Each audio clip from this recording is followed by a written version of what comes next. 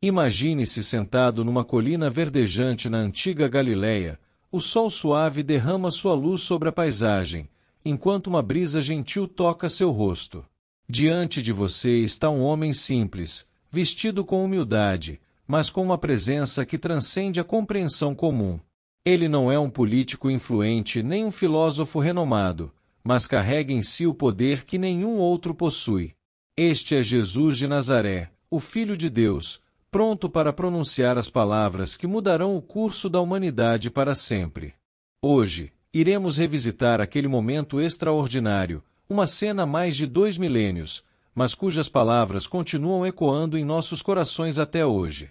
O Sermão da Montanha, como ficou conhecido, não foi apenas uma simples pregação, mas um verdadeiro manifesto de transformação, uma convocação para uma nova maneira de viver, baseada na justiça, no amor e na misericórdia. E o que torna esse sermão tão especial? Porque, tantos séculos depois, ainda o repetimos e o estudamos. Queridos amigos, preparem-se para uma jornada que não apenas abrirá seus olhos, mas também tocará suas almas de forma profunda e pessoal. Cada palavra pronunciada por Jesus naquela colina ainda carrega o poder de transformar vidas, de desafiar nossa percepção de sucesso, de felicidade e até mesmo de espiritualidade. Com palavras simples, mas profundas, ele iniciou: "Bem-aventurados os pobres de espírito, porque deles é o reino dos céus." Que frase extraordinária! À primeira vista, pode soar confusa. Ser pobre de espírito não parece ser algo que o mundo valorize. E, no entanto, Jesus está falando de uma pobreza que não se refere às posses materiais, mas à humildade de reconhecer que, sem Deus, somos espiritualmente carentes, incapazes de alcançar a verdadeira plenitude por nós mesmos.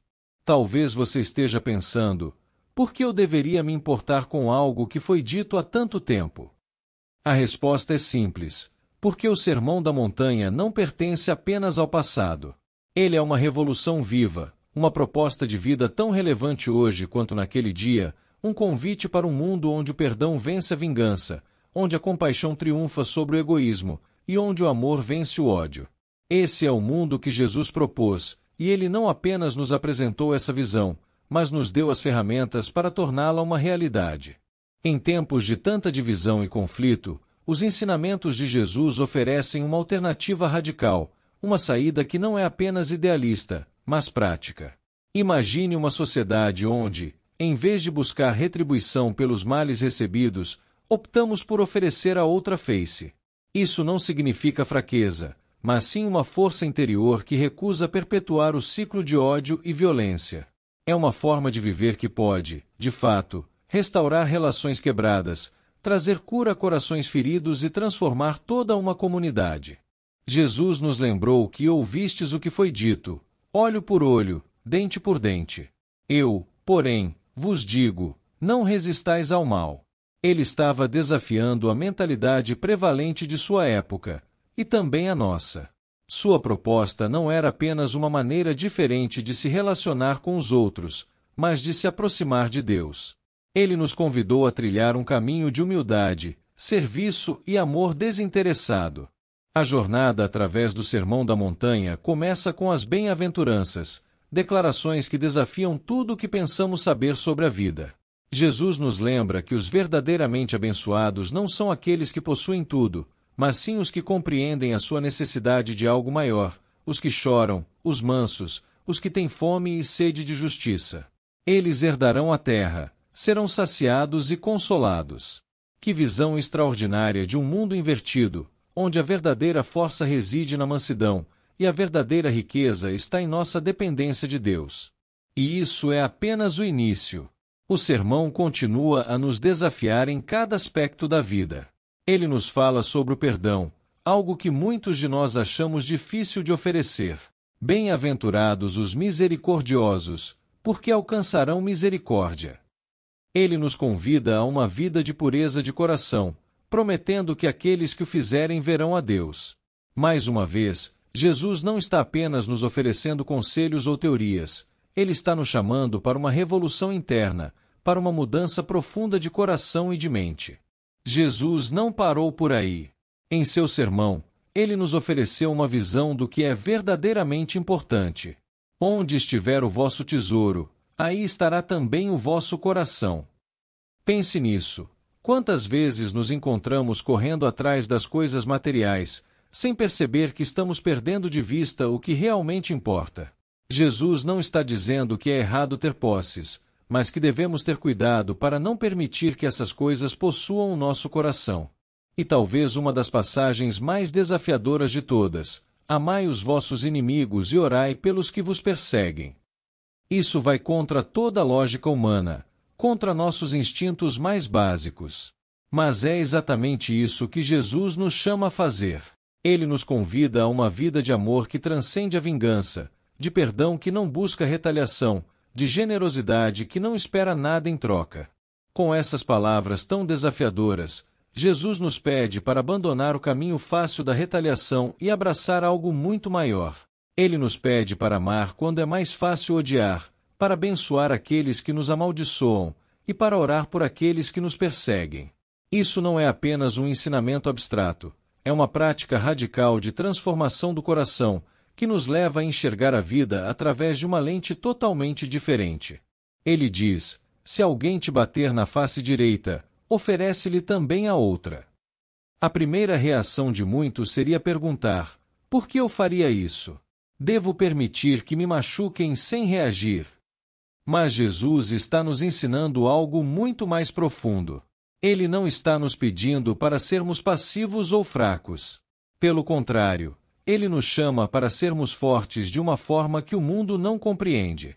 Oferecer a outra face não é um sinal de derrota, mas um sinal de poder. Um poder que se recusa a perpetuar o ciclo de violência, um poder que escolhe a paz em meio ao conflito. E assim, Jesus continua a nos guiar por este caminho de mudança interna, onde cada ensinamento desafia a maneira como vemos a vida. Ele nos diz para não julgar os outros, advertindo-nos: não julgueis, para que não sejais julgados. Isso não significa que devemos fechar os olhos para o mal, mas que devemos evitar a hipocrisia, que tantas vezes nos faz apontar os erros dos outros enquanto ignoramos os nossos próprios. Ele usa uma imagem quase cômica para ilustrar esse ponto, falando da pessoa que tenta tirar um cisco do olho de alguém enquanto tem uma trave no próprio olho. É um lembrete poderoso para olharmos para dentro antes de criticarmos os outros. No Sermão da Montanha, Jesus também nos ensina sobre a importância do perdão e da misericórdia. Ele nos lembra que bem-aventurados os misericordiosos, porque alcançarão misericórdia. O que isso significa? Significa que, ao mostrarmos compaixão e misericórdia aos outros, estamos abrindo espaço para que a graça de Deus também nos alcance. Quando perdoamos aqueles que nos feriram, estamos não apenas libertando a nós mesmos do fardo da amargura, mas também permitindo que o amor de Deus flua através de nós. E, então, Jesus nos leva a uma das partes mais conhecidas e queridas de seu ensinamento, a oração do Pai Nosso. Quando ele diz Pai Nosso, ele está nos mostrando que Deus não é um ser distante e impessoal, mas um Pai amoroso que cuida de seus filhos. Venha o teu reino é uma súplica para que o governo de Deus prevaleça em nossas vidas, que a justiça e a bondade do céu se manifestem aqui na terra. Jesus nos ensina a confiar em Deus para nossas necessidades diárias. O pão nosso de cada dia dá-nos hoje, mostrando que podemos viver sem a ansiedade que tantas vezes nos consome. A confiança em Deus, que permeia todo o Sermão da Montanha, é especialmente destacada quando Jesus diz: não andeis ansiosos quanto à vossa vida, pelo que haveis de comer ou beber, nem pelo que vestireis. Ele nos convida a observar as aves do céu e os lírios do campo, que não se preocupam com o amanhã, mas são cuidados por Deus. Se Deus cuida tão bem da natureza, quanto mais cuidará de nós, que somos seus filhos amados. Ele nos encoraja a buscar primeiro o reino de Deus, assegurando-nos que, ao fazermos isso, todas as outras coisas que necessitamos nos serão acrescentadas. Esse convite à confiança e à simplicidade não significa que devemos ser irresponsáveis, mas que devemos aprender a viver cada dia com a certeza de que Deus está no controle. Quando deixamos de lado a preocupação excessiva com o futuro, podemos viver plenamente o presente, e isso é libertador. Outro aspecto fundamental do Sermão da Montanha é a questão das prioridades. Jesus nos alerta: não ajunteis tesouros na terra, onde a traça e a ferrugem corroem, e onde ladrões arrombam e roubam. Mas ajuntai tesouros no céu. Ele nos desafia a considerar onde estamos investindo nossa vida e nosso coração.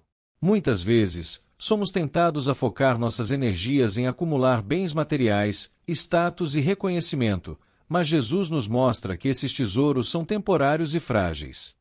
O verdadeiro tesouro, aquele que tem valor eterno, é o que construímos em nossas relações com Deus e com os outros. Quando Jesus diz: onde está o vosso tesouro, aí estará também o vosso coração, ele está nos fazendo refletir sobre nossas paixões e prioridades. O que estamos colocando em primeiro lugar? Ele nos chama a colocar nosso coração nas coisas de Deus, pois é lá que encontraremos a verdadeira satisfação e alegria. No entanto, a mensagem de Jesus não é apenas sobre o que devemos evitar ou abandonar. Ele nos chama a algo maior, a construir nossas vidas sobre uma fundação sólida. Ao final do Sermão da Montanha, ele nos diz: quem ouve estas minhas palavras e as pratica é como um homem prudente que construiu a sua casa sobre a rocha. Esta imagem é poderosa.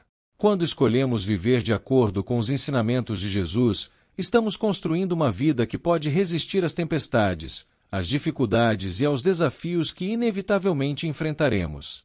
Não somos prometidos uma vida sem problemas, mas somos prometidos uma vida com uma base firme, capaz de suportar qualquer adversidade.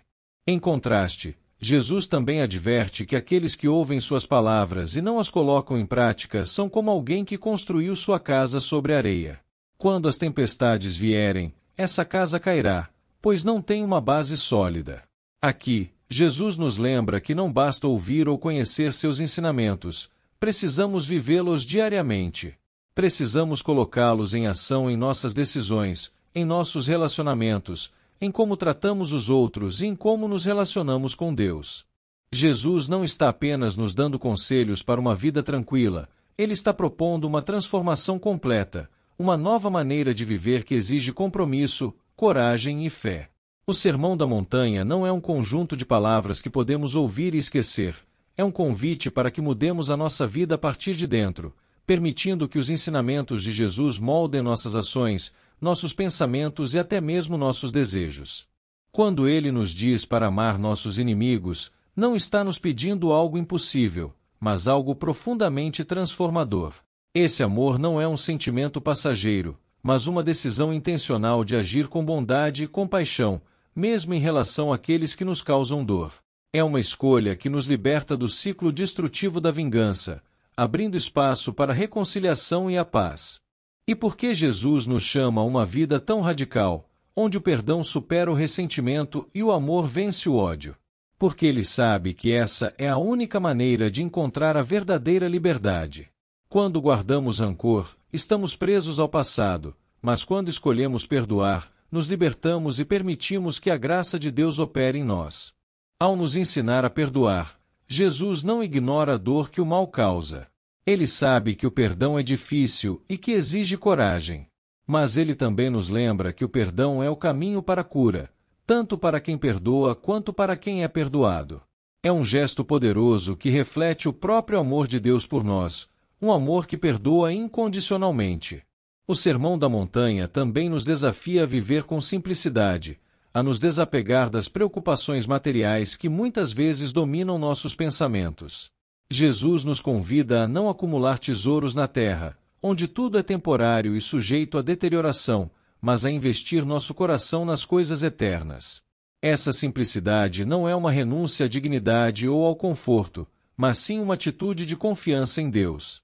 É viver com a certeza de que Ele proverá o que precisamos e que o verdadeiro tesouro está no relacionamento que cultivamos com Ele e com os outros. E Jesus nos dá um princípio fundamental para viver essa simplicidade: buscai primeiro o reino de Deus e a sua justiça, e todas estas coisas vos serão acrescentadas. Este é o ponto central da mensagem de Jesus.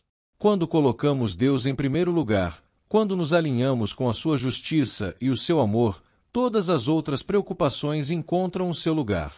Isso não significa que não enfrentaremos desafios ou dificuldades, mas que podemos confiar que Deus estará conosco em todas as circunstâncias, suprindo nossas necessidades e guiando nossos passos. E aqui, Jesus nos apresenta uma chave para viver sem a ansiedade que tantas vezes nos consome. Ele nos lembra de observar a natureza, os pássaros que não semeiam nem colhem, mas que são alimentados por Deus, os lírios que não trabalham, mas que são vestidos com uma beleza incomparável. Se Deus cuida tão bem das aves e das flores, quanto mais Ele cuidará de nós. Este é um convite a viver com confiança, sabendo que nossas vidas estão nas mãos de um Deus amoroso, que conhece cada uma de nossas necessidades. Mas viver de acordo com os ensinamentos de Jesus não é fácil. Ele mesmo nos adverte que o caminho que leva à vida é estreito e poucos são os que o encontram. No entanto, ele também nos assegura que, ao trilhar esse caminho, encontramos a verdadeira vida, uma vida plena, abundante, cheia de propósito e significado. O Sermão da Montanha é um convite a essa vida. Ele nos chama a sermos diferentes do mundo, a sermos luz em meio à escuridão, sal que dá sabor a uma sociedade frequentemente insípida. Jesus nos chama a viver de uma forma que reflete o caráter de Deus, um caráter de amor, de justiça, de misericórdia e de paz. E como podemos ser essa luz? Como podemos ser o sal da terra? Jesus nos ensina que tudo começa com pequenas ações, gestos simples de bondade, generosidade e compaixão. Quando respondemos ao mal com o bem, quando escolhemos perdoar em vez de buscar vingança, quando oferecemos ajuda a quem precisa, estamos trazendo o reino de Deus para a terra. E esse reino, embora invisível aos olhos do mundo, é real e transformador. Jesus também nos alerta sobre os perigos de viver de forma superficial, focando apenas nas aparências externas. Ele nos chama a sermos puros de coração, a vivermos com integridade, não apenas em público, mas também em nossas vidas privadas. A verdadeira transformação começa no coração, e é a partir dessa transformação interna que nossas ações se alinham com os ensinamentos de Jesus. E o que significa ser puro de coração? Significa ter uma intenção sincera, viver sem duplicidade, sem máscaras. É viver de forma autêntica, buscando agradar a Deus em primeiro lugar, em vez de viver para agradar os outros ou seguir as normas e expectativas da sociedade. É um chamado à verdade, à transparência e à humildade. Ao final do Sermão da Montanha, Jesus nos deixa como escolha clara: construir nossas vidas sobre a rocha ou sobre a areia. Aqueles que ouvem e praticam suas palavras são comparados a um homem sábio que construiu sua casa sobre a rocha. Quando as tempestades vierem, e elas virão, a casa permanecerá firme. Mas aqueles que ouvem e não colocam em prática o que Jesus ensinou são como o homem que construiu sua casa sobre a areia. Quando as tempestades chegarem, sua casa será destruída. Essa imagem é poderosa e nos faz refletir sobre onde estamos construindo nossas vidas. Estamos baseando nossas decisões, nossos valores e nossas ações nos ensinamentos de Jesus? Ou estamos sendo influenciados pelos ventos e marés de um mundo que valoriza o imediatismo e as aparências? Jesus nos chama a escolher a rocha firme, que é Ele mesmo. Ao fazer isso, encontramos segurança, paz e uma fundação inabalável para enfrentar qualquer desafio. Portanto, ao chegarmos ao final desta jornada através do Sermão da Montanha, a pergunta que fica para todos nós é: como viveremos a partir de agora? Seremos apenas ouvintes das palavras de Jesus, admirando sua beleza e sabedoria de longe?